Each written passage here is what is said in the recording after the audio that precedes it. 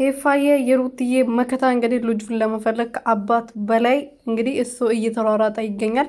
ቤት ድረስ ሲሄድ እንግዲህ እሱ ውሽሚቷን አቅፎ ቁጭ ብሎ ነበረና ቤት ድረስ ሄዶ ሄርሜላ ቤት ልጁ እዚህ ነው። ልጁ እዚህ ባይሆንም አብርሃም የት እንዳለ ያውቃል። የት እንዳለ ባያውቅ ኖሮ ምንም ቢሆን መጥፎ አባትም ቢሆን ለልጁ ማሰብ የማይችል ደነዝ ድንጋይ ቢሆንም ለልጁ ይሄናል መጨከን የሚችል አባት አይደለም። ስለዚህ የት እንዳለ ስለሚያውቅ ነው እንደዚህ ተረጋግቶ እሷን አቅፎ ቁጭ ያለው። ስለዚህ የት እንዳለ ብታወጡ ብትናገሩ ይሻላቸዋል። የሰው ልጅ ነው። አንተ የእሱ አባት ልትሆን ትችላለህ፣ ግን ሩታ ለሱ ብዙ ዋጋ ከፍላለች ብሏል ኤፋዬ። ፈጣሪ እንግዲህ እድሜና ጤና ይስጥቅ። እንደዚህ መከራከርክ ከአባቱ በላይ ማሰብ ራሱ አንድ በጣም ከጥሩ ሰው ከመልካም ሰው የሚጠበቅ ነገር ነው።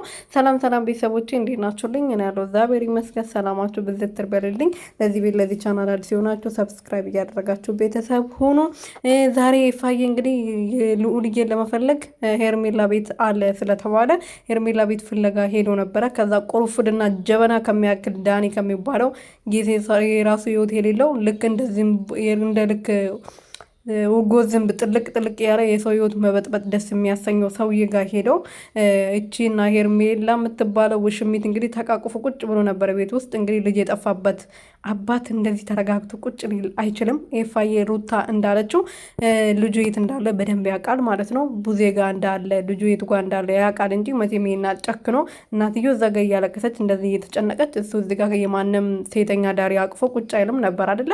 ስለዚህ ምንላችሁ ፈልጌ ነው አብርሃም የት እንዳለ ያውቃል።